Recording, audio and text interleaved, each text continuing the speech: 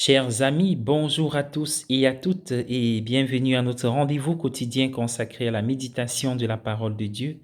Nous sommes aujourd'hui le dernier jour du mois de juillet, le 31, dans l'année 2021. Installez-vous bien, c'est le temps consacré à la halte spirituelle pour la journée et nous faisons mémoire de Saint Ignace de Loyola avec l'Église universelle, les 12 premiers versets du chapitre 14 de l'Évangile selon Saint Matthieu.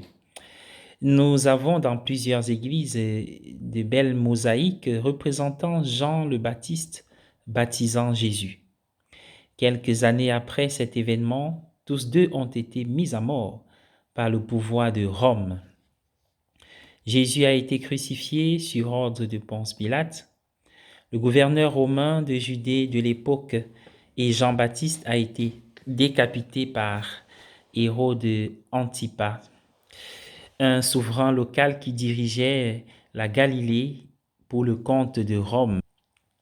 Il est plus que probable que Jésus a vu son propre destin reflété dans ce qui est arrivé à Jean. Jean a été exécuté parce qu'il avait défié Hérode d'agir contre la loi juive en épousant la femme de son frère Philippe. Jean était un témoin courageux des valeurs proclamées par la parole de Dieu. Dans l'histoire que nous venons d'entendre, il fait figure de phare par rapport à tous les autres personnages, cette singulière trinité impie composée d'Hérode, Hérodiade et sa fille. Et eux trois, ils ont réussi à éliminer ce que la lecture de l'Évangile appelle un homme bon et saint. Tout comme Jésus, l'ultime homme bon et saint, sera éliminé par une autre coalition des ténèbres. Il semble que ce soit dans la nature de la lumière de briller souvent dans les ténèbres. La lumière de la présence du Seigneur brille dans nos propres ténèbres, dans les expériences sombres et difficiles de la vie.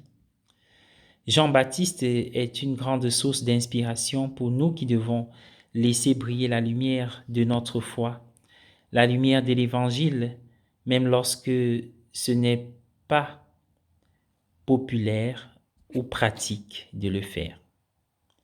Nous essayons de faire briller la lumière que nous avons reçue au baptême, quelles que soient les circonstances dans lesquelles nous pouvons nous trouver. Chers amis, dans cet évangile où Jean est décapité, Jean-Baptiste, il devient ainsi le proto-martyr, un premier martyr des disciples du Christ, le premier de nombreux martyrs à venir. Pouvons-nous lire ce livre terrible et merveilleux des martyrs, le livre de l'Apocalypse, sans voir la puissance de la proclamation audacieuse et véridique dans l'Église chrétienne primitive, et la nuée de témoins grandit au fil des siècles. Aujourd'hui au Pakistan, au Nigeria, de l'Égypte à l'Irak, des chrétiens ordinaires risquent régulièrement leur vie simplement en déclarant leur foi et en pratiquant leur culte selon leur conscience.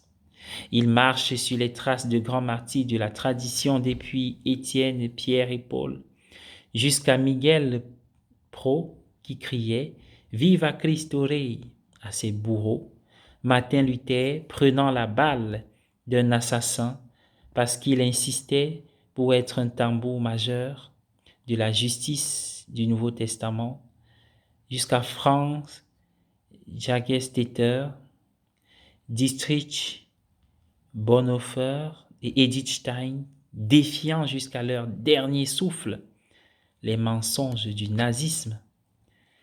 Et ce que nous voyons chez ces martyrs n'est pas un courage ordinaire, mais un courage élevé et transfiguré par l'amour. Nous voyons une volonté de donner sa propre vie par amour pour le Christ et son peuple. Bonne journée à tous et à chacun. Bonne fête à ceux qui se prénomment Ignace.